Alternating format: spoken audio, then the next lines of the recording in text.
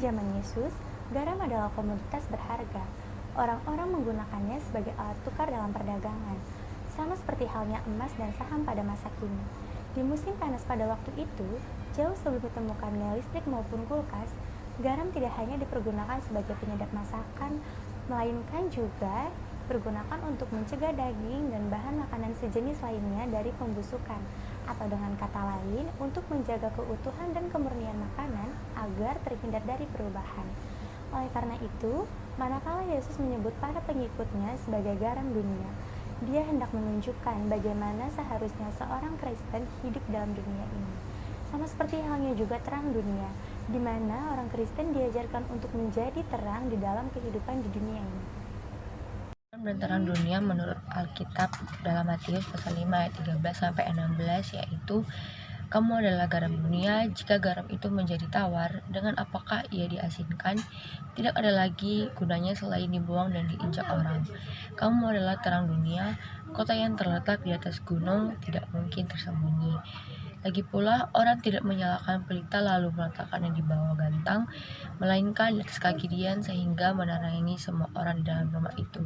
Demikianlah hendaknya terangmu bercahaya di depan semua orang, supaya mereka melihat perbuatanmu yang baik dan memuliakan Bapamu yang di sorga. Oke adik-adik, untuk pertanyaan berikutnya, mengapa sih kita harus menjadi garam dan terang dunia? Nah, jawabannya adalah sebagai seorang Kristen yang sejati atau anak-anak Tuhan haruslah menjadi pribadi yang menghadirkan damai dan sukacita bagi setiap orang yang kita jumpai, dan juga membawa sentuhan yang menyembuhkan bukannya melukai, dan juga untuk mempertahankan kemurnian martabat kemanusiaan yang diciptakan citra dengan Allah. Kemudian untuk mempertahankan hidup, ada juga senantiasa setia kepada martabatnya sebagai putra-putri Allah, dan juga merupakan suatu panggilan untuk menguduskan diri dan menaati perintah-perintahnya. Mengapa kita harus mengikuti panggilan Allah? Nah, mengikuti dan menjalankan panggilan Allah bukan semata karena kita taat kepadanya sebagai anaknya.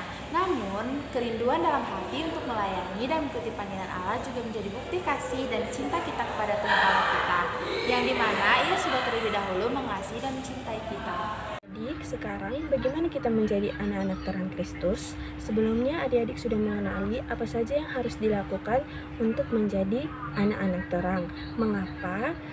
Karena terang bisa membuat kita merasa lebih aman, dan dengan adanya terang membuat kita lebih percaya diri untuk melangkah dan merasa aman.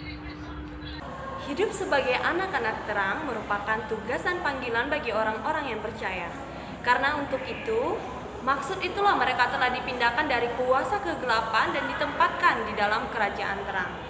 Terang dunia dapat diartikan bahwa kita sebagai manusia harus memberi dampak yang baik bagi sekitar, bagaikan lilin yang akan menerangi di tengah-tengah kegelapan. Berikut adalah video cuplikan wawancara seorang hamba Tuhan. Baik Pak, terima kasih untuk jawaban yang berdua.